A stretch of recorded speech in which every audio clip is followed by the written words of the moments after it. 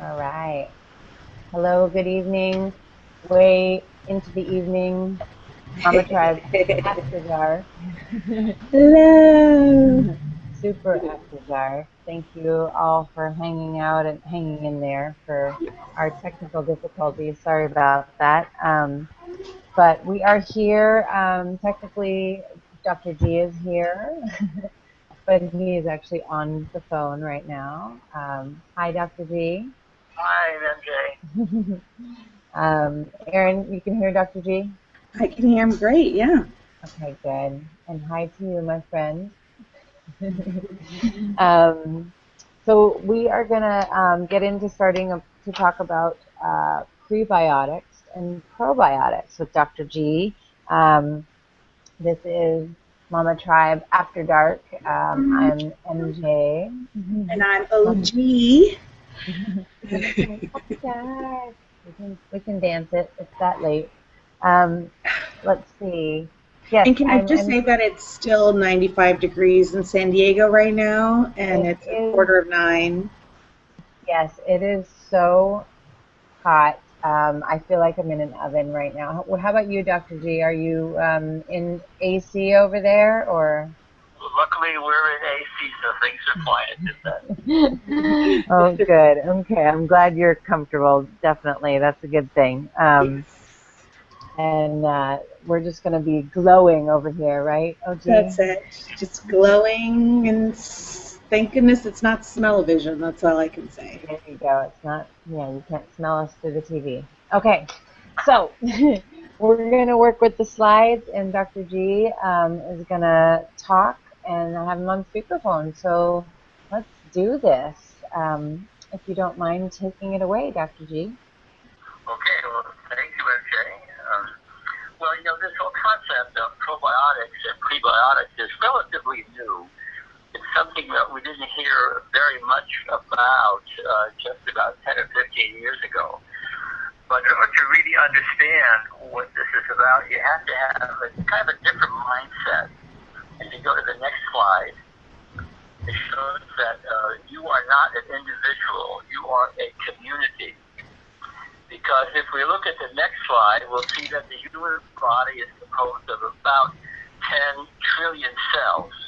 And yet the beneficial bacteria that we have living in us and on us, as the next slide shows that there are about 100 trillion of those beneficial bacteria that live in or on the body. And if we look at it from a genetic point of view, the next slide, we see that what's called the resident bacterial genome is about 100 times as large as the human host genome. And that means we are not really individuals, we are composites of incredible numbers of bacteria, as well as the what are called somatic cells that our bodies are composed of. Okay, so you have to explain that. So what's the difference between a bacterial genome and right. human host genome? Okay, both OG and I have a question. The difference between bacterial genome and the human host genome. Okay, you probably heard about the Human Genome Project, yes, which was completed a few years ago, and it identifies all of the genes that are present in humans. And they are literally a number in the millions, but there are about 25,000 that are particularly identifiable. And I guess we can think of them in terms of groups of genes. Where the bacteria are concerned, bacteria have genes as well. They're constructed slightly differently, but in a way that's relatively similar, so that we can identify genes within bacteria very much the same way that we identify genes within human cells. And what we find is that those bacterial genes outnumber ours by a factor of about 100. Wow.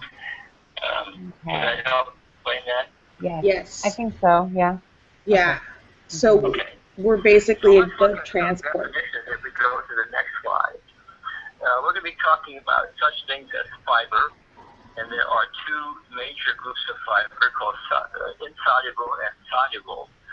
We'll be talking about how we define probiotic and prebiotic, and it's really a shame that scientists came up with two names that are so similar, but I'll show you an easy way to differentiate the two as we get into the definitions.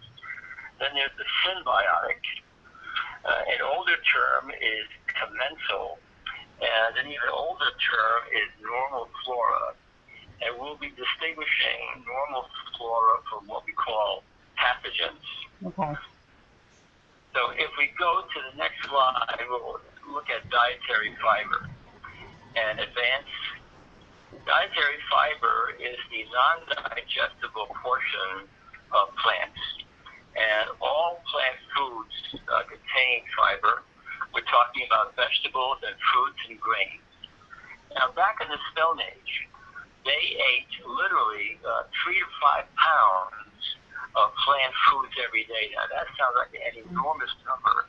But one of the reasons for that is that a couple of 100,000 years ago, or even longer, we were not meat eaters except for small animals and birds' eggs, this sort of thing. Most of our diet, we know from fossil studies, consisted of plant foods. Yeah. And for that, our intake of fiber was between 100 and 150 grams per day. But these days, our intake is about 10 to 20 grams per day. Wow. It's an enormous difference. And unfortunately, that's a fairly recent occurrence, because if we go back to the end of the 19th century, a little over 100 years ago, we find that many of our ancestors, our great-great-grandparents, took in 75 to 100 grams of fiber a day. It's only been in the last few years that we have become so dependent on refined grains that we have eliminated much of our fiber intake. Yeah, I wonder if you know how people's digestive systems, usually the optimal would be that they would, go eat and then they would have a bowel movement, eat, have a bowel movement. So I wonder how many times a day these people in the Stone Age had bowel movements. Like, yeah, probably 2 or 3 times a day, if not more than that. yeah. Wow. Oh my God. Talk about gassy. That amount of plant food, like I say, 3, 4, 5 pounds, you would have such terrible cramping. It would take a long time for your body to adjust to that. Oh yeah. The fact that is really how our bodies are designed for that amount, because it's only been the past few generations that we have gotten away from that kind of fiber intake. Yep. So if we look at the next slide, we look at insoluble fiber. And insoluble fiber, or that fiber which does not dissolve, it's what goes through the entire GI tract virtually unchanged. There are some exceptions, but most of it goes out the way it came in. Right. The function of that insoluble fiber is to add bulk, to absorb water, and to increase transit time, which means to shorten the time between bowel movements. One of the advantages of that is that if there are chemicals that we have taken in our diet that are not good for us, and specifically I'm talking about carcinogens or cancer-causing agents, those carcinogens aren't there long enough to be in contact with the lining of the bowel and therefore cause cancer. And one of the factors that's involved with the reduction in colon cancer in vegetarians, for instance, is that they tend to pass the contents of their GI tract through pretty fast, and so there's not that prolonged contact with the cancer-causing chemicals. Oh wow. Interesting. That's So very if we go to the next slide, we look at soluble fiber. Now, the problem with soluble fiber is it's not really fiber in the sense that we tend to think of it. This kind of fiber is digested by bacteria. This kind of fiber tends to consist of sugar-like molecules. And the beneficial germs in our intestinal tract need that soluble fiber in order to thrive. So one of the reasons we actually harm those good germs that live within us is that we don't get enough soluble fiber either, which also comes from plant foods. Right. So if we go to the next slide, we look at the term probiotic. And the reason I have got the first O in red is that the O stands for organism. And the next slide shows that these are the organisms that live within the alimentary canal. Almost all of them, like about 99% or more, actually live within the large bowel because the small intestine has very, very few bacteria. And the stomach also has very few bacteria. The great preponderance of them live within the large intestine. And the next slide shows that there are actually more than 1,000 separate species of bacteria that make up what I call our probiotics or our normal flora. And the reason this is a significant number is that it was only about 25 to 30 years ago, before we had the genetic tools we have available now, and we were still using the kinds of laboratory culture methods that were used over 100 years ago. We thought that there were only about 150 different species, maybe, and we vastly underestimated the variation that we have within our probiotics or our normal flora.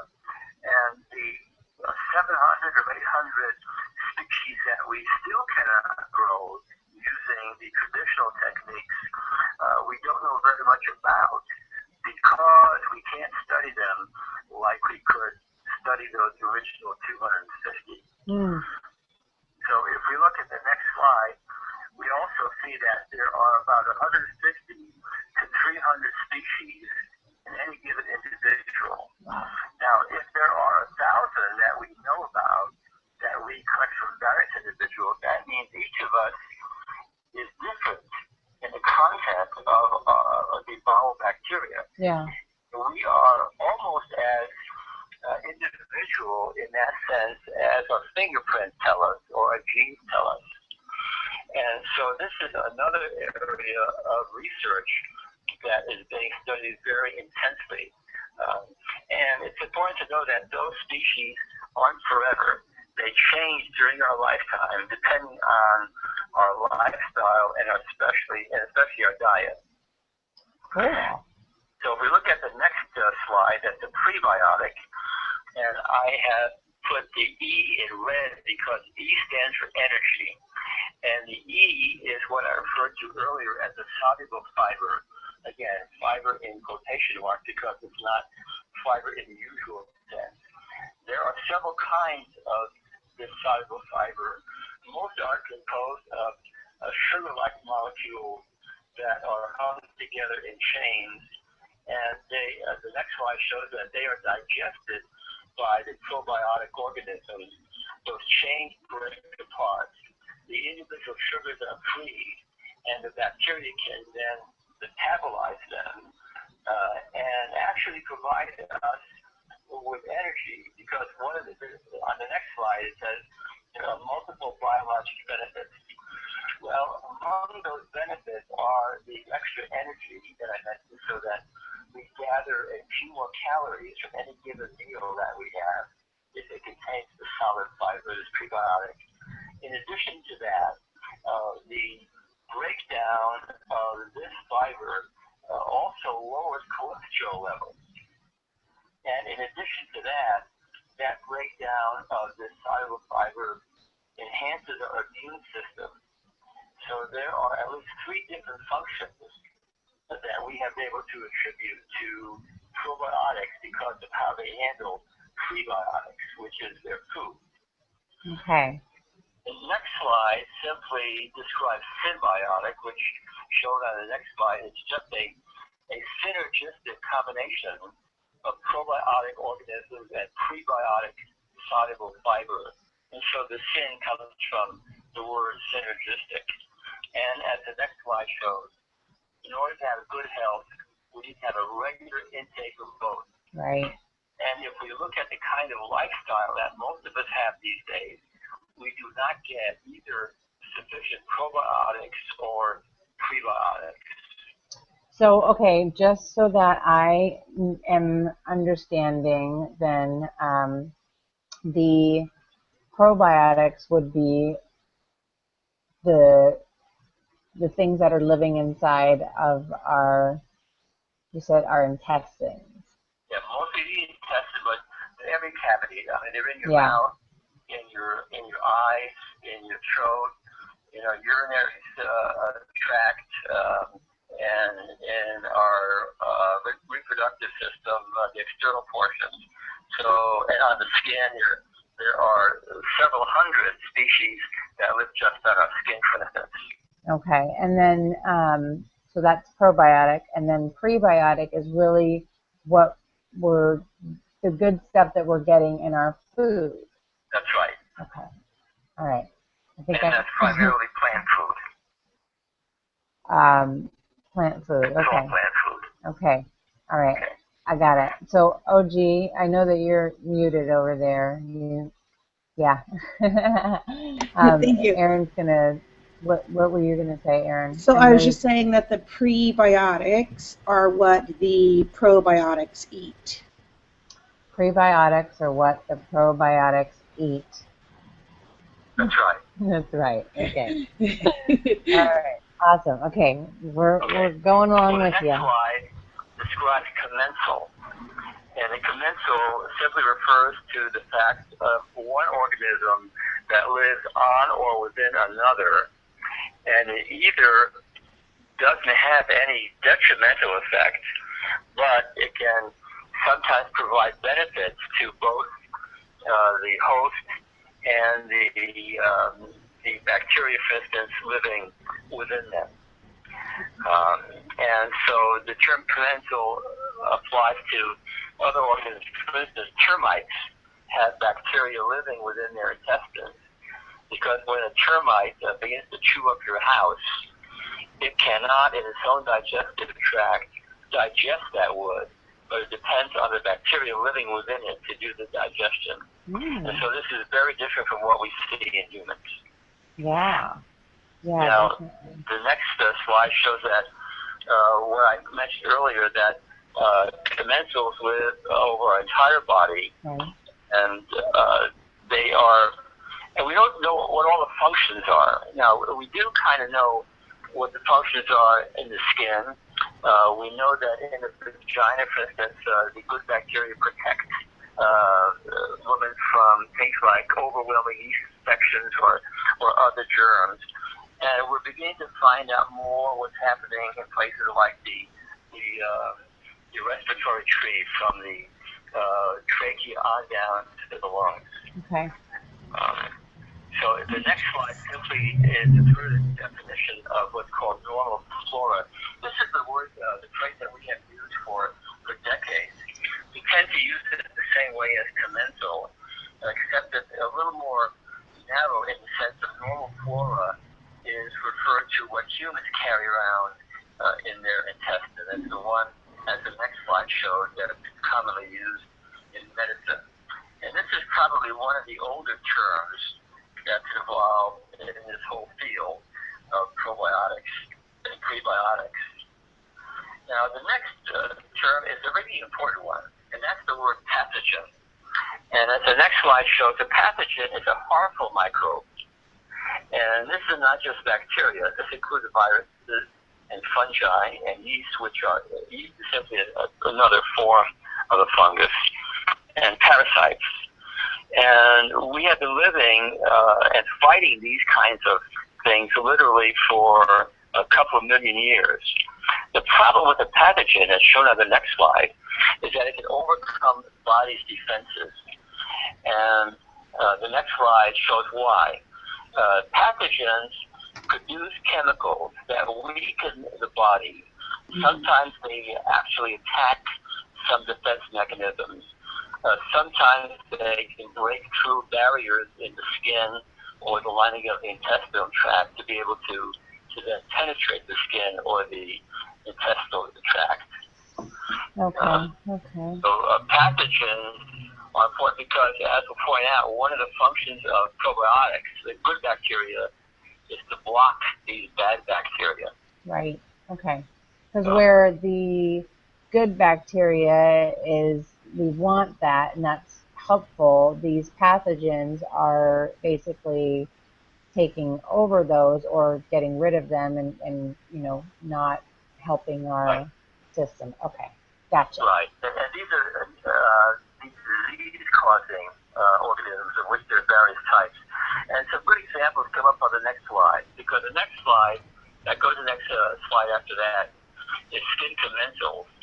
And in this top line, you can see there are more than 250 species of bacteria that commonly populate the skin, and that's normal skin. And some estimates are even higher than that. As I mentioned, maybe about 300 or 350.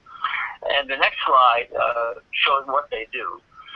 What happens is if these good bacteria are displaced by things like pathogenic staph, which we see in the papers all the time as MRSA, methicillin-resistant Staph aureus, it allows them to invade.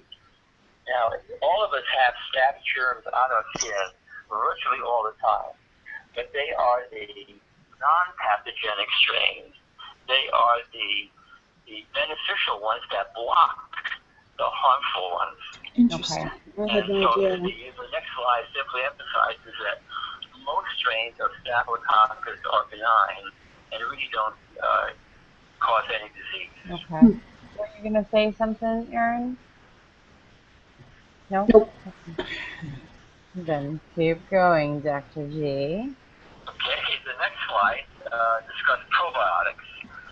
And the next slide shows that it actually has been used to refer to a food source or sometimes a supplement in the form of a capsule, for instance, or a tablet or powder that contains living bacteria. These bacteria can actually survive the digestive process, and therefore they colonize the large intestine.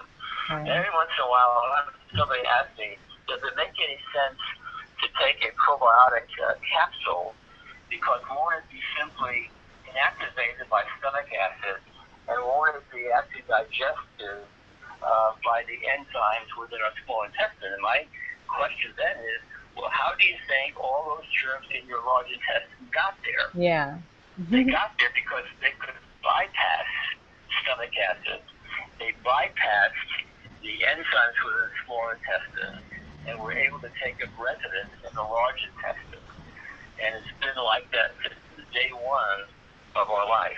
Now, do you think that everyone should take like a probiotic supplement? I mean, that we're all not making enough bacteria? Yes, I do. And the reason I feel that way, MJ, is that it comes down to something that I'll be talking about a little later, what I call the pig pen theory, or what's called the hygiene hypothesis. Because back in the Stone Age, they didn't wash the food that they ate. So they took in germs with every mouthful. Right. But we are very scrupulous about washing our fruits and vegetables, and by cooking all our food so it kills any organisms that are in there.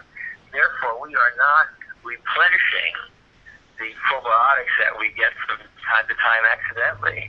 And my feeling is that since most of us don't get what we need, then we should take a supplement. Right. But there's some cautions about that, and I'll get into that a little bit later when we talk about the supplemental probiotics. Okay. Now, the next slide points out that the total weight of the bacteria in your large intestine is about 2 pounds. And something I want to say that will make you feel better, MJ, is that when you step on a scale, you can subtract 2 pounds. Because that's not really you. Those are the germs that are simply passengers in the large intestine. I love it.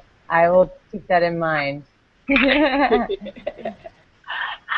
the next slide shows that in order to function normally, we have to provide these germs with adequate nutrition, and that is prebiotics. Okay, all right. See, I needed to know what these were because one of my girlfriends said, "What's your show about tonight?"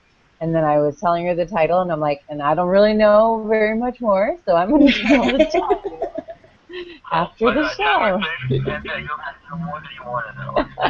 Awesome. I have a reason for saying that. No, by the way, that wasn't just tongue-in-cheek. Uh-oh, so, I'm nervous now. This slide tells us how we acquire probiotics. Okay.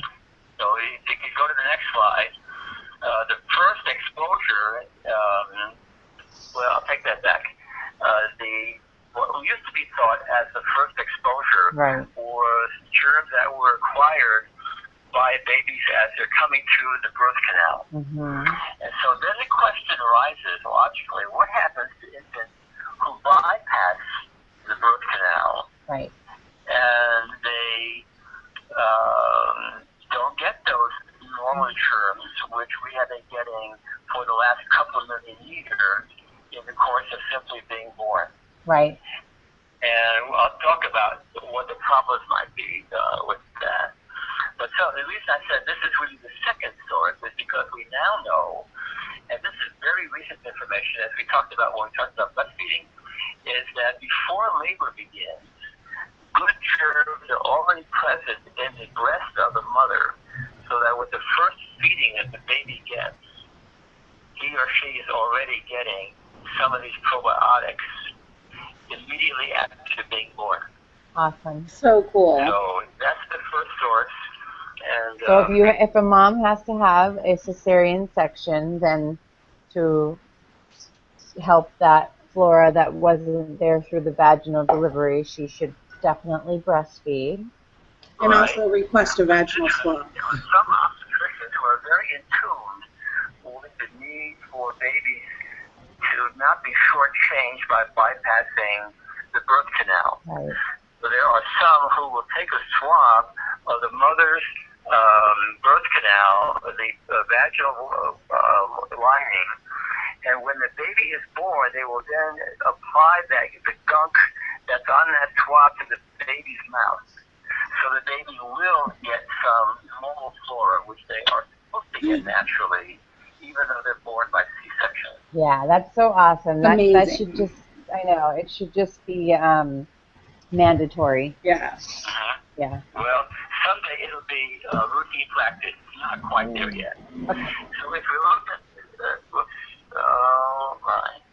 excuse me, I just messed up the screen. I'll go back. Okay. The next slide shows that more strains enter the body later, either by food or by accidental ingestion. For instance, have you ever heard of the 3-second rule? Yeah. What's the 3-second rule? If it's on the ground for less than 3 seconds, less it's safe than 3 to eat. seconds, it's okay to eat. Well, I propose a new rule called the 10-second rule. That when food falls on the ground, you should count to 10 and then pick it up. Now, that sounds pretty gross. You have to understand that's where our normal flora came from. Or we became civilized. Yes. When we were living as hunter-gatherers long before the agricultural revolution, that's where a lot of these thousands different varieties of bacteria entered our body. Yep, exactly. So it's okay that we are walking around on the floor and we're bringing in stuff from outside that our food picks up. That's so scary. That's especially when I live here in downtown. If some food drops on the floor of your kitchen, for instance, even if you haven't cleaned the floor in the last few days, the kinds of germs that are on your kitchen floor are not things like tuberculosis or salmonella or shigella or harmful E. coli. They're mostly benign germs, which far outnumber the dangerous ones. Hey, so can you... It's kind of cavalier to say, don't worry if a child puts her fingers in her mouth after playing in the dirt. The fact is that that's a normal human activity, and we just should be uptight about it. Okay. Erin, what were you going to say? But this even takes into account, the fact that I live in downtown where people sleep and defecate on the streets and dogs and, So Erin lives in downtown San Diego. So she's wondering if the situation is a little different with. I don't want to go there. So should I stick with the 3-second rule? Yeah. Maybe she should stick with the 3-second rule living in downtown. Okay, I'll go with that. Okay, good. Well, the next slide shows something that a lot of us don't think about very much, and that is when we eat fermented foods, Yeah. then we're getting some normal bacteria. And by that, I'm looking at things like sauerkraut and blue cheese, kimchi, and any pickled or fermented food that you can think about, like buttermilk, for instance. Kombucha? Those are all foods that are not spoiled, but they are fermented, because there's a difference between fermented food and contaminated food. So we eat a lot of sauerkraut and then kombucha. Have you ever had kombucha? I haven't, but I guess that's another one of those fermented products. Is that something like kimchi? Korean food? It's like an iced tea that's kind of like, it's a little bubbly. It's a fermented tea. Yeah, fermented tea. Yeah. Okay. So those fermented products are actually good for us. Another source of our probiotics. Okay. And then finally, the last 5 years shows that we can get them by way of supplements. Now, here's a caveat about supplements. I mentioned that there are about 1,000 different strains or species of probiotics. However, when you buy a supplement at the vitamin shop or at the pharmacy, and you look at the label, most of those supplements have 2, 3, or 4 different varieties of probiotics. And some of them may have 8 or 10 or 12. That's a lot different from 1,000. But we don't know how to get those other several hundred into a supplement form, because we haven't identified them. We don't know how to grow them so we can manufacture them. And so it's going to take a long while before supplements will catch up to natural acquisition of probiotics. However, having said that, I do take a supplement on a regular basis, usually about every other day. I take it, and I actually add a probiotic powder to the protein shake that I take when I go to the gym. Okay. Most days of the week. And so I'm getting at least something. I'm hoping that it will help. Oh, awesome. You go to the gym, Dr. G. Jeez. Almost every day. You're just amazing. I just. It's a matter of survival, I say. No, I that's the one thing that I need to get back into. I definitely miss it. So we do have people watching us live, so I just wanted to say hi and thank you for watching us live. And then also, if you want to, I have showcased Dr. G's website, stoneagedoc.com. If you're watching us on Google or YouTube, you can click the link to join the conversation and be able to see that showcase, and then join the conversation and ask a question or leave a comment. Okay, back to you, Dr. G. Just want to point out quickly that at my website, stoneagedoc.com, I have archived more than 500 of my weekly newspaper columns, and several of them deal with probiotics. Yes, so you have a lot. Sometimes I can do that. Yeah, you have a lot of articles. I love actually just Google searching your name and then like what I want to learn, and then a bunch of documents just come up. So, yeah, that's kind of fun. All right. Well, the next slide tells us what probiotics were like back in the Stone Age. So if you go to the next slide, you'll see that all births were natural. Every baby born before a couple thousand years, actually before a couple hundred years ago, was born through the normal birth canal. Because even though C-sections were done, for instance, in ancient Rome a couple thousand years ago, the mother virtually never survived. Right. The wife survived, but the mothers did not. So it's only recently that we were born without going through the birth canal, where we acquired those probiotics. Now, look at the next slide.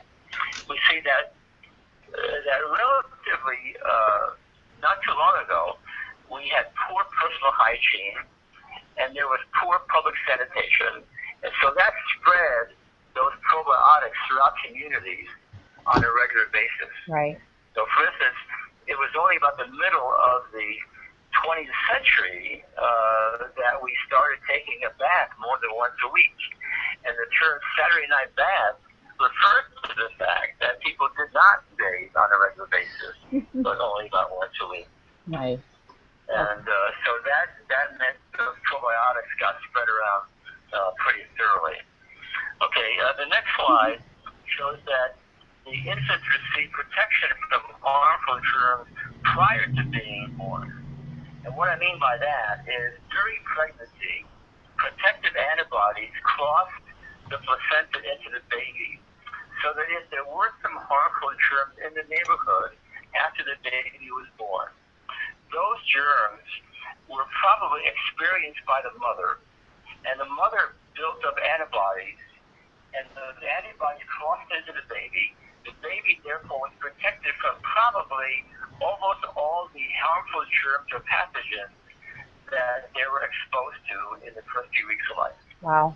So the idea that back in the Stone Age, they frequently died of infection is not really true. If they had infection, they died of infection, it's often because they were injured or wounded in a fight or fighting with an animal or hunting. And if those wounds became infected because the normal defensive barrier of the skin was broken, then they were in trouble. Right. But being born was not a problem.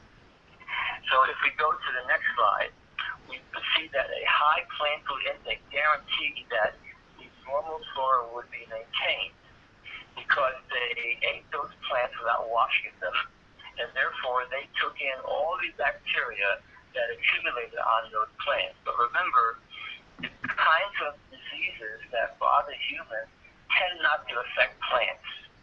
Okay. Now, that's kind of a general statement. It's not 100%, but most of the germs that occur on plant foods are not harmful to us, and they simply maintain our normal flora. So if in the Stone Age, if someone, were getting harmed by, hunting, then, and they had a wound, then it wouldn't be anything besides just what would happen, with infection in the wound that would actually be something that would maybe kill them. Is that what you're saying? Keep in mind that we know from fossil studies of people back in the Stone Age, or people whose bodies have been preserved, like I don't know if you read about a character named Uzi, OTCI, a Stone Age hunter whose body was found in a glacier, perfectly preserved, and it was something like 18,000 years old. I don't remember what the exact date was. But he has some healed wounds on his body that showed that he had been injured, but he survived. Oh. And we also know that in certain cultures, people were getting holes drilled in their skull to let out evil spirits, and we know they survived because of the way the bone was healed around that wound before they died. So the whole point is most of the germs that they were exposed to were not harmful. Okay. Now, the next slide shows that they probably ate fermented foods. And that was pretty much inescapable because they didn't have any way to preserve foods 50,000 years ago. Clearly, there was no refrigeration. Even if they had access to snow or ice, which wasn't very common, by the way, because of where they lived, they probably never used it to preserve food. And if they did, it did do a good job. So they ate foods regularly that were slightly spoiled, that now we call fermented. Gotcha. There's that Peas What were porridge. you going to say? There's that rhyme from the Middle Ages. Peas Yeah. porridge, Yes, it hot is. peas porridge, cold peas porridge in the pot 9 days old. Oh, oh my gosh, I can't repeat that. I wish, I wish I Just tell them it was a could. rhyme from the Middle Oh, Ages about. Aaron said there was a rhyme in the Middle Ages about cold peas porridge, Being, porridge. Peas porridge hot, peas porridge yes, cold. that's it. There you Peas go. porridge is about 9 days old. Oh, there you go. There you go. She said that way too fast for me, though, Dr. Z. Uh, I don't. well, I didn't know it. the story behind that is back in the Middle Ages, they would have a pot of kind of like a stew sitting over the fire, and they would throw their leftovers in there. Mm, And so whenever anybody was hungry, just went in there and scoops them out. gotcha. But it just kind of, some of that was obviously fermented as well. But again, Yeah. not likely to be harmful because there were not the disease-carrying germs in there most of the time. Okay. Obviously, sometimes they were, and you would get things like typhoid or cholera from contaminated food or contaminated water. But it was not usually food, it was mostly water. Okay. Yeah. Exactly. I would assume that the water wouldn't be that clean if their hygiene wasn't that clean. Exactly. Yeah. Okay, the next slide talks about the C-section. And there's some horrible numbers here. The next slide shows that now comprises more than one-third of all the deliveries in the United States are done by C-section. And yet, if we only go back to about the 1960s, that percentage was about 5% to 10%, depending on the part of the country, et cetera. Right. Really, it's huge numbers now. In Brazil, the number is, in some cities, it's as high as 90% of babies are born by C-section. Uh-huh. And in China, it's about 52%. So clearly, a lot of those kids are getting shortchanged because there's a lot more in the way of benefits to a child being born by C-section than just the probiotics. So we can talk about that. That can be a separate topic sometime. Yeah. Exactly. That will be its own show. Right. Now, there are a lot of reasons, as the next slide shows, largely fear of malpractice.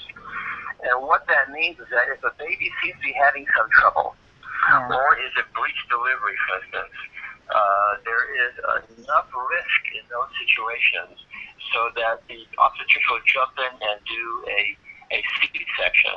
And I will never question the decision of an obstetrician to do a C-section. They know what's best. But we do know that there's got to be a good reason for a third of the babies being born by C-section, and yet we were not losing one-third of babies 4 or 5 decades ago when we were not doing that many C-sections. So there's kind of a disjunction there of what is real and what is feared.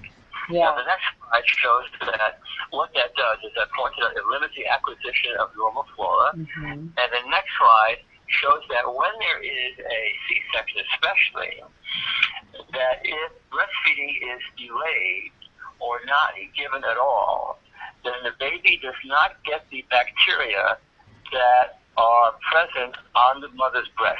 Yep.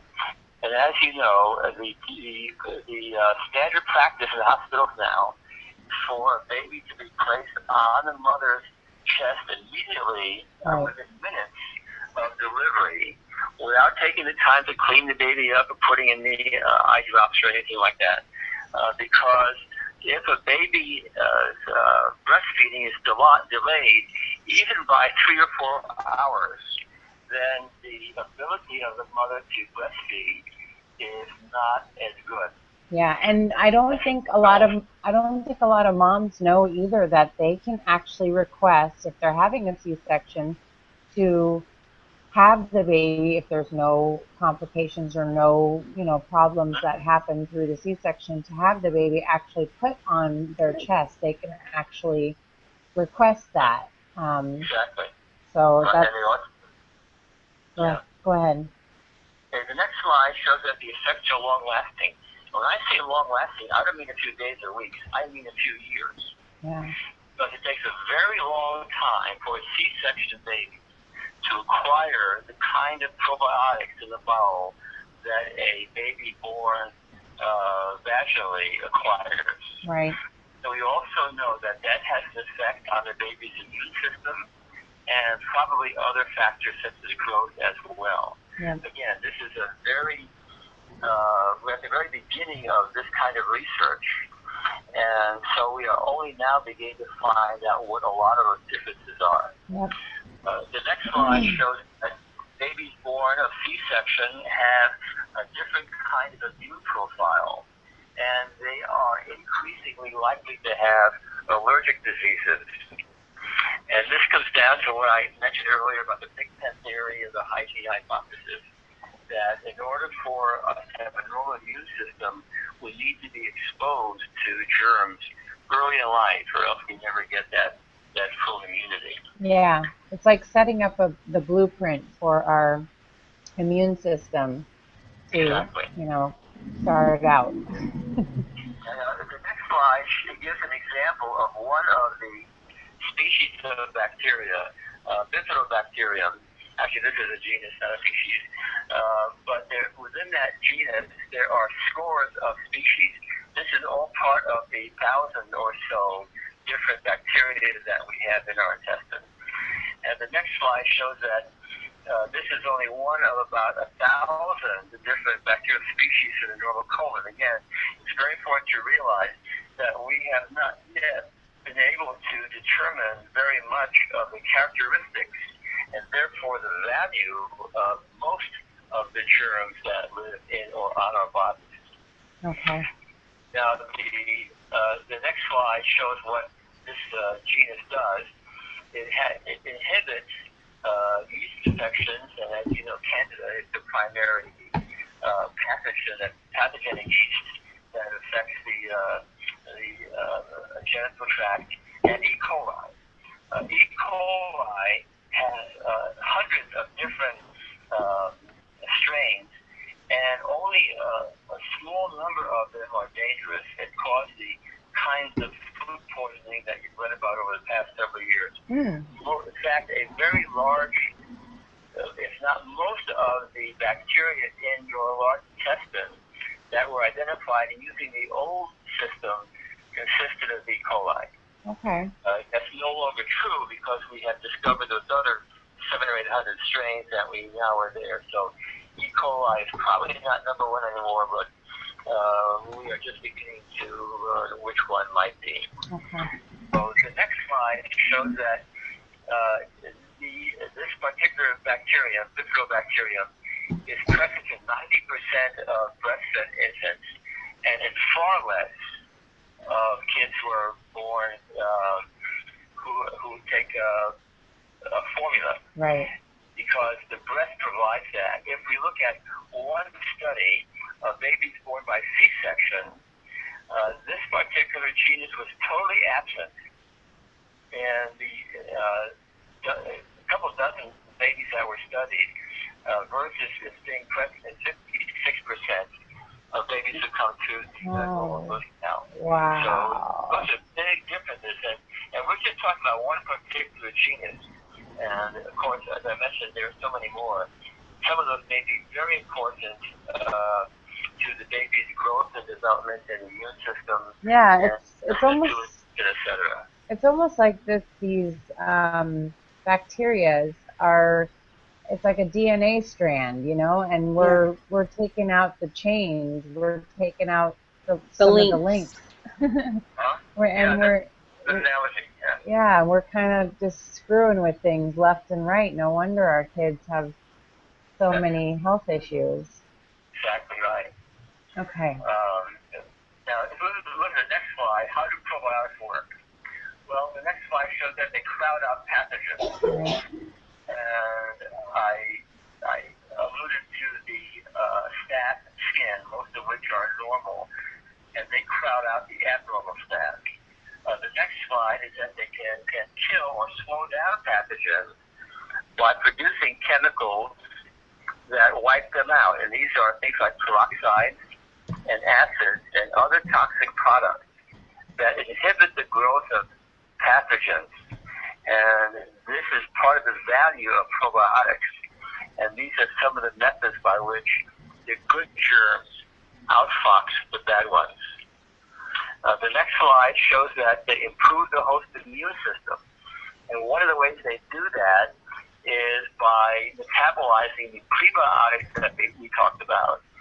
And it may be that they also improve the immune system by causing the body to produce antibodies, for instance, that will then interact with other harmful species.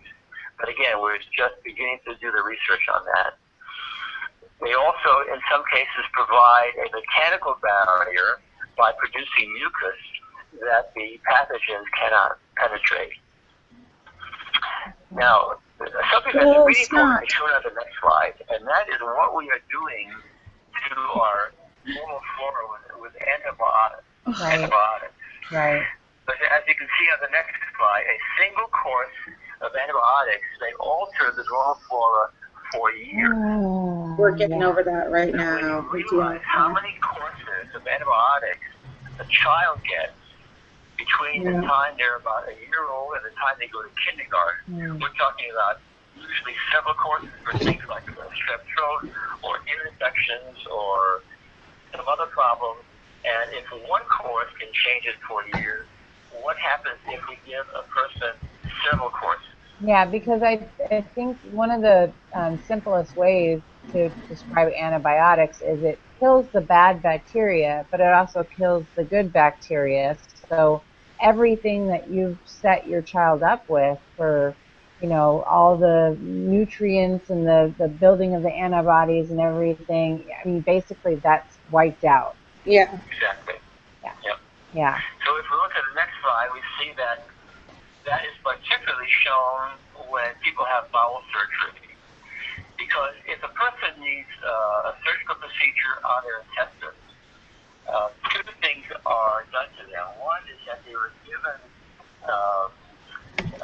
strong laxatives, like when you get a colonoscopy, and then they are given antibiotics either just prior to or after surgery. Right. And most of those conditions lead to almost total eradication of the good bacteria that belong in the bowel. And it takes a very long time before they return. Something that I have been advocating for the last year or so as I begin to learn more about this is that if someone has a colonoscopy or they have had bowel surgery and what's called a bowel prep to eradicate the germs in the bowel, then they should take probiotic for several weeks afterward to help reinstate the normal flora. Okay. Understanding that what you get over the counter may not really do the entire job, but it's better than nothing. Right. Yeah. Something. So MJ, can you ask him? Can you stop him? We don't know what the long-term effects are from an immunology point of view. A few years ago, there was a book written by a physician who is a specialist in infectious disease, and the name of the book is Missing Microbes. Missing Microbes goes through a very thorough discussion of how we are changing these beneficial germs that live in and on us and what the effects are, especially because of what we are doing with antibiotics, including the antibiotics that are present in our food. And as you know, most of the antibiotics sold in this country are sold to farmers and given to animals to make them get bigger. Right. So we're beginning to realize what a dangerous practice this is turning out to be. Erin had a question, Dr. G. Let me hear what she has to say, and I'll let you know. So I'm wondering if, since you can't get like all of the good probiotics through the supplements, would doing something like drinking raw milk benefit? or raw cheeses? Erin's asking,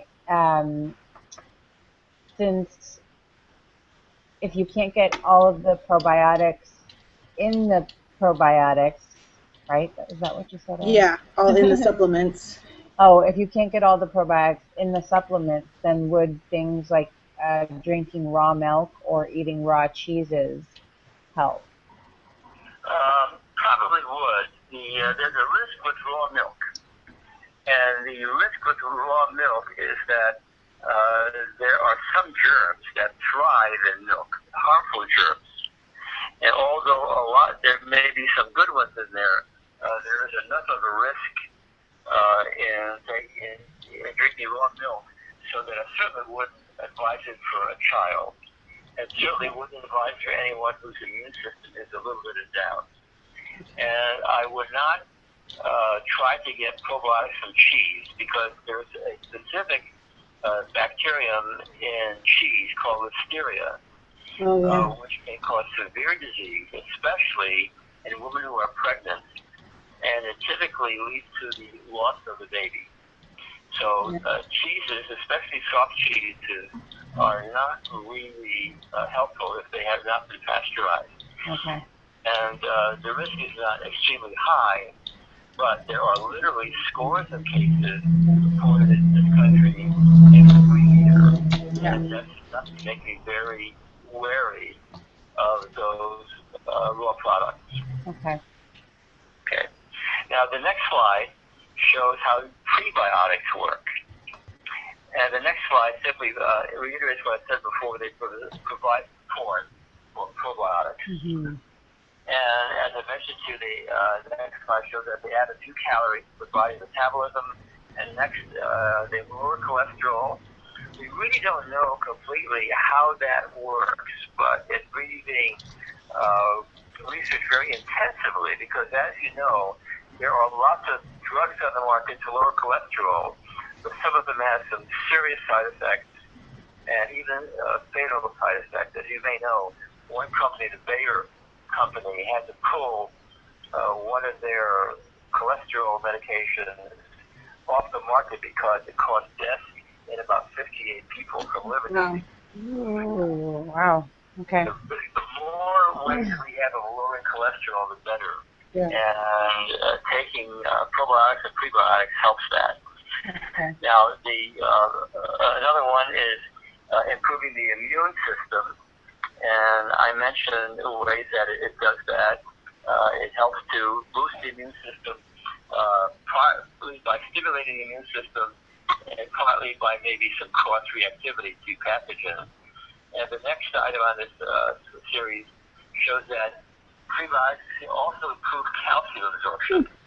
Now, this is not a large amount, but it may explain why in primitive society, well, but what I mean by that is in undeveloped countries where they have no dairy industry and their calcium intake is very low, they have also very little osteoporosis and very few hip fractures, even though their calcium intake is about 400 milligrams a day, less than half of what our government tells us to take. Wow.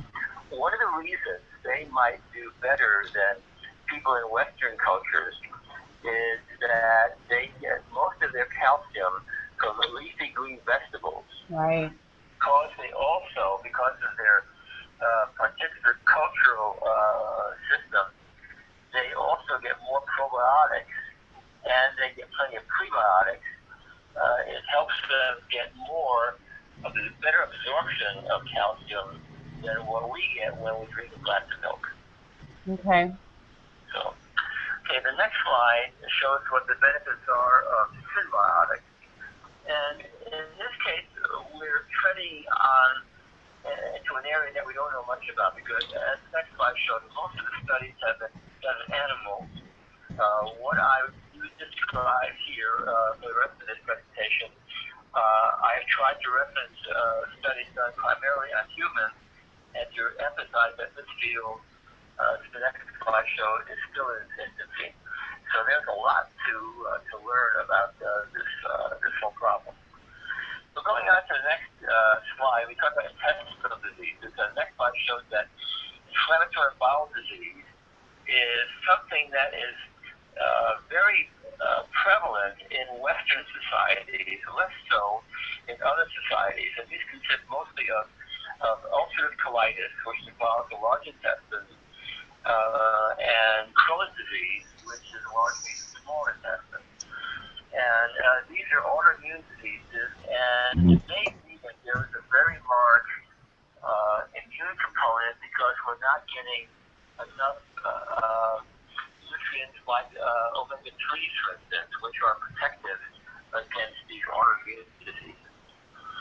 Now, in studies that have been done, there has been some research done with single strains of a probiotic. And the effect has been fairly minimal. And that should not surprise us very much. And the next slide shows that if we start giving probiotics early in people that we know through their genetic profile are susceptible to things like inflammatory bowel disease, the probiotics seem to work a little better. But again, we are giving them only limited strains, and so we don't really expect huge results. Right. However, having said that, this next slide shows that in one study of a very small number, in 6 patients, they were all cured of their disease, and the cure lasted as long as 13 years. They, however, were not given a single probiotic.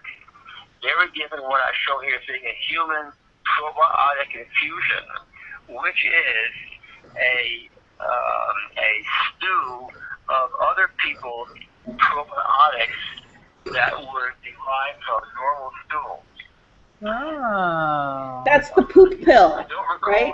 specifically how this study was done.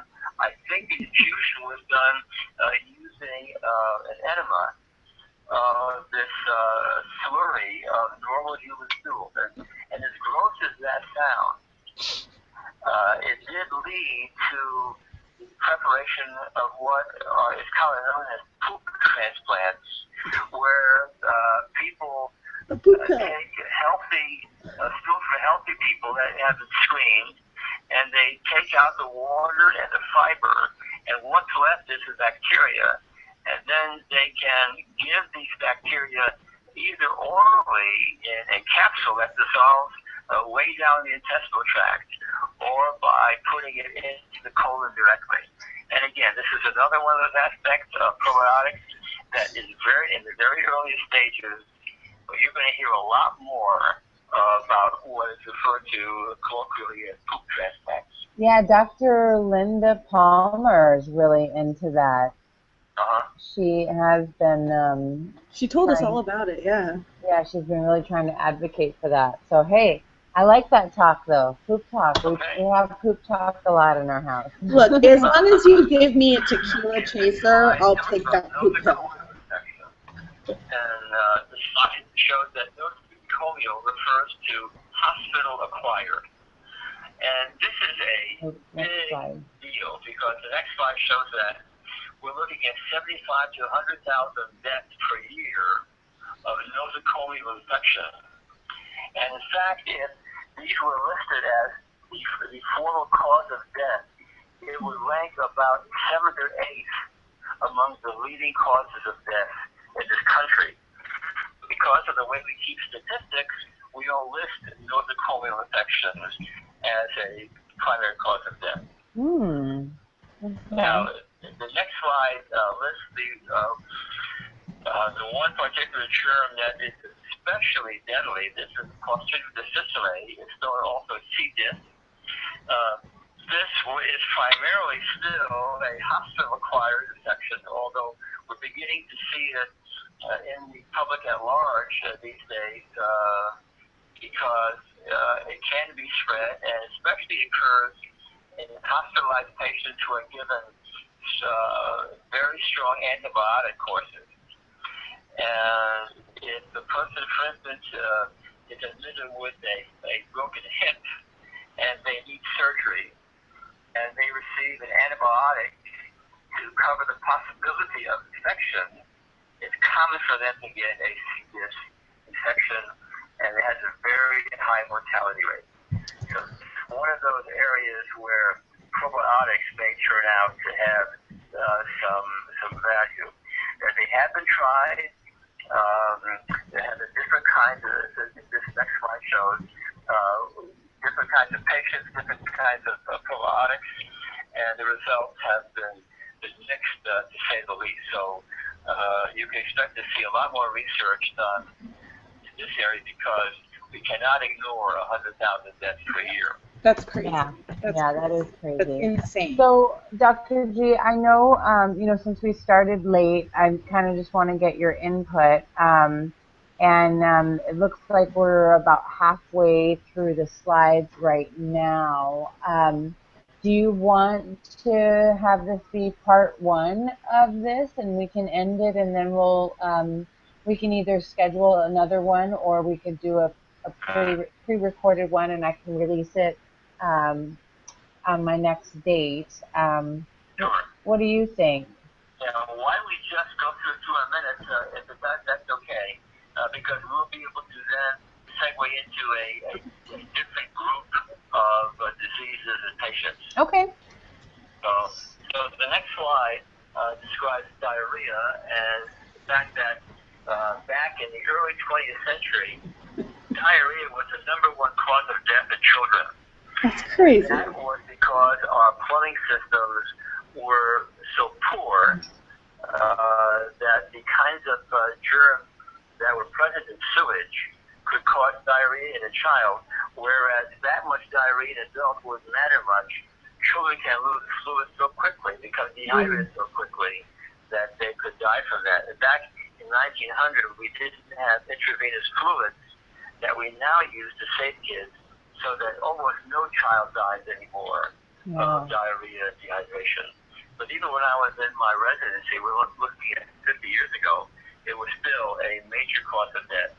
And we often had children admitted with severe dehydration because of diarrhea. Yeah. Well, this slide shows that probiotics can work in childhood diarrhea. Not always effective, again, because we have a limited number of probiotics that we can give, and also because there are different reasons for diarrhea. There are literally scores of germs that can cause diarrhea and gastroenteritis, and so we don't expect the results to be consistent. The next slide shows that it's also effective in diarrhea that's related either to antibiotics that I referred to a little while ago, and also chemotherapy. As you know, some people get diarrhea as a result of being given chemotherapy because it destroys the lining of the intestine, and they get diarrhea, and to some degree probiotics can help on that score. And then finally, the last item on that slide is that some patients who get traveler's diarrhea can also benefit from probiotics, but again, because there are many different germs that cause traveler's diarrhea and many different kinds of probiotics, we're still looking at some very variable results. So that kind of ends part one, and I'd be happy to get together with you the next time. Okay, awesome. Thank you so much. That was really helpful in explaining a lot of the different points to probiotics and prebiotics. So yes, we'll talk and set up another time, and maybe what we'll do is we'll do something pre-recorded, so not live, and then we'll just release it down the line, and so that we can kind of do it anytime. So okay. yeah, perfect. Okay, and Erin, did you have any comments or anything to end us? Go poop. I know, the poop talk, definitely. We had a hangout with Francesca Orlando, who's a nutritional therapist, and we talked about digestion, and a lot of it had to do with poop. So, and then of course, with Erin and I having 2 sons, the poop talk is normal. So, okay, awesome. Well, then I'm going to shut down the hangout. We're going to say goodbye, and And then Dr. G will let you guys all out there know after Dr. G and I talk about the date for part 2 of prebiotics and probiotics. Okay. Yay, thank you. Thank you guys. Okay, I'm going to Bye. stop it and we'll see you next time. Bye.